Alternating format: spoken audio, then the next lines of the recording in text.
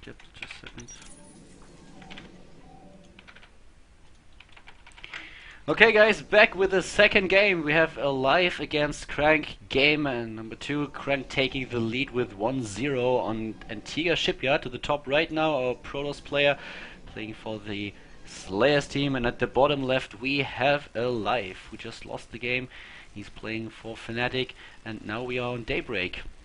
Your thoughts on Daybreak? Well, I'm guessing aLive picked Antigua and Crank picked Daybreak, so obviously like Protoss is like it, but then again Protoss versus Terran I think is pretty even. So should be interesting. I really hope that aLive goes for the standard macro game here and doesn't try to do anything too stupid with like Marine combat shield, cancel combat shield at 50%, abort push, slash transition into losing. Transition into GG.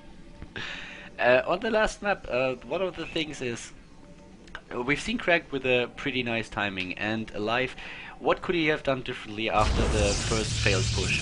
What do you think would have been better for him in order to take on Crank? In order to defend the push that Crank made, you mean? Yeah. Was there anything that he could do? Maybe some bunkers and some turrets, but I don't know. He just needed more ghosts, you know, at some point, like when the Protoss get this much army, he had like 180 with 2-2 upgrades, and aLive was like 2-1. You can't hold if the opponent has like that many Archons and that many Colossus. Oh, and proxy barracks. Oh, yeah, he wants to play. He wants to have the same opener, like I said, against potential Nexus first. Yeah, in case that there's no Nexus first, he has a pretty easy transition. He can just fly this small way and he's in his main base again, and the barracks is safe. But yeah, as I was saying, yeah, that's like he had like 3 or 4 Archons. That's way much. Like if you don't have like 5 ghosts or something, it's really hard. And if you MP like the Zealots and the Archons, it's really hard to catch all of them. And then like it means like you won't have that as many Vikings as you need. Like you can have everything, obviously.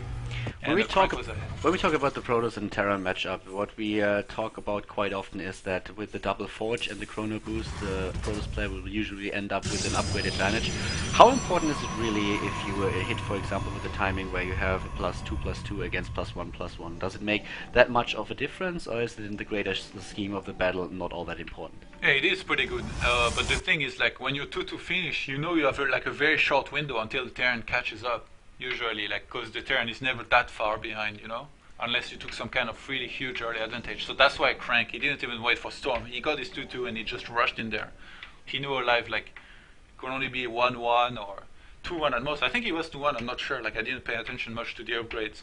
But the thing also, aLive, he was really Marine heavy. So those Archons, like, they did really, really good. We have the expansion now for aLive at the bottom left, and also the barracks retreating into the main base, which is exactly what already was kind of seen on the last map. As soon as he realizes, okay, there is no Nexus first, he just retreats. And I haven't seen all that much of this proxy barracks play in the retreating, but I think that especially on a few maps that we've seen in the past, this might be really, really good. It would be kind of interesting to see a play like this on Calm Before the Storm. But is the map a little bit too big in order to pull something like this off? I mean, Calm Before the Storm, in order to do a similar style with the proxy barracks, in order to scout for the very early expansion? Well, I mean, his second barracks was like much closer to the base. I think he would have killed the Nexus first with what he did. Like he obviously has tested it in custom games, not against me. I'm not a worthy opponent, maybe. And aLive actually was the same opener as last game here. He took both of his gases. And he steals gas. Yeah, he stole the gas. That's actually really smart, thinking about it. Because like the Protoss, he needs his second gas right now. He wants like to make a robotic and then make a sentry like he did last game. That's actually pretty good. Yeah, aLive at the bottom now, transitioning once again into the barracks play. We have 2 additional ones which will put him at 4 double gas in the main base, so he can start to get his upgrades. And this time probably he will finish with the combat shield, but he gives once again the advantage to the stim. That's really weird that he added 2 more Raxes. Like I thought he would add only 1 more and then take the Medivacs or maybe get some upgrades, but maybe he's afraid of like a potential 7 or 8 gates. Because he stole the second gas of the Protoss. Maybe the Protoss might just tilt and be like, oh, do you want to steal my gas? I'll make 7 gates and then go for it. Kind of thinking about it. There's clearing the Xelaga watchtowers in the middle of the map. Now, did he just kill one of his marine? No. Okay, like Wow, how did this Marine die? Wow, those Marines are fearless. They moved Yeah. out so far out, and now they're gonna go back home like nothing happened. Well, they are Marines after all, aren't they? And he's What do you hate more, Marines or roaches? what? What do you hate more, Marines or roaches? Roaches probably. Marines are imbalanced, but roaches. Oh my god. They give me nightmares. I thought bears in Warcraft were like my nightmare, then I played StarCraft 2.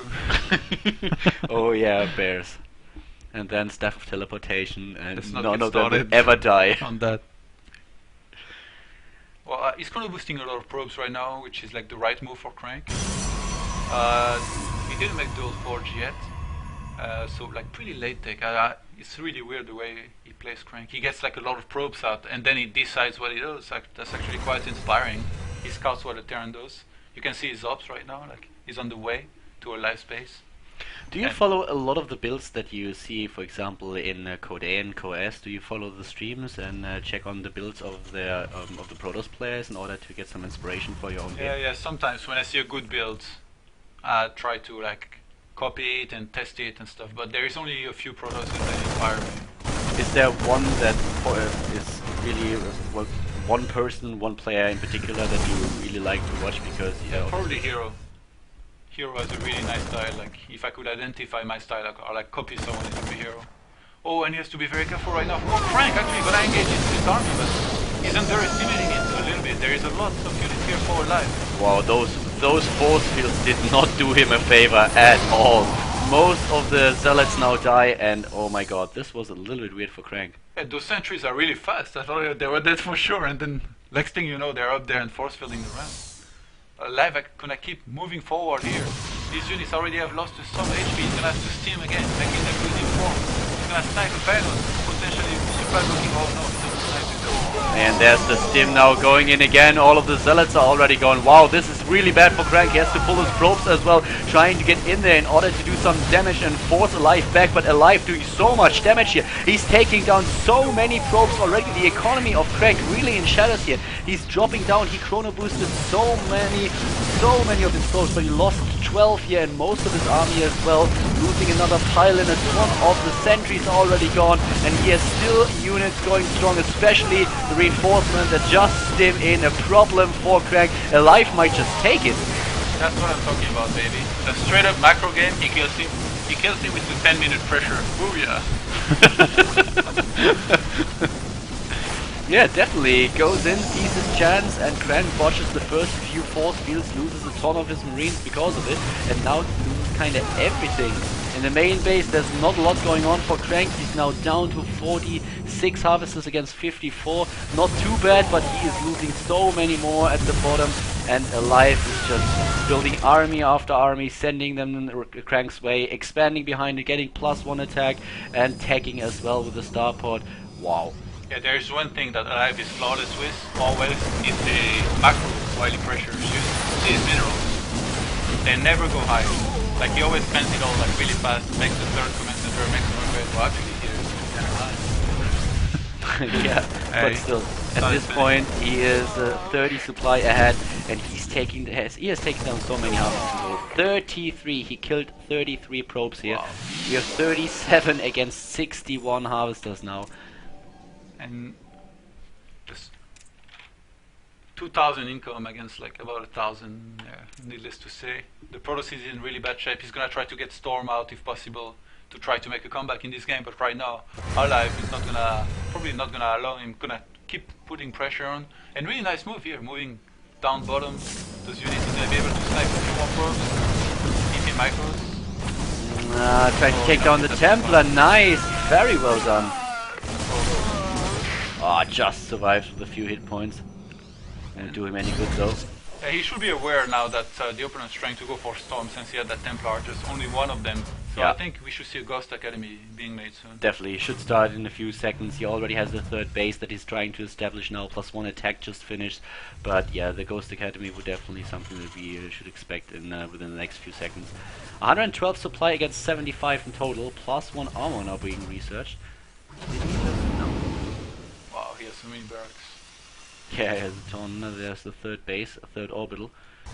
factory in the base, and still no Ghost Academy. So now he sees everything. He's going to be able to see the Templar Archives, upgrading Storm, and yeah, Ghost Academy being made now. Even with Storm now, like aLive is going to have so much that he could practically just A-move and then move back when Storms start being casted. Or really nice drop here into the main. Crank it far off his base, and this drop like probably going to seal the deal.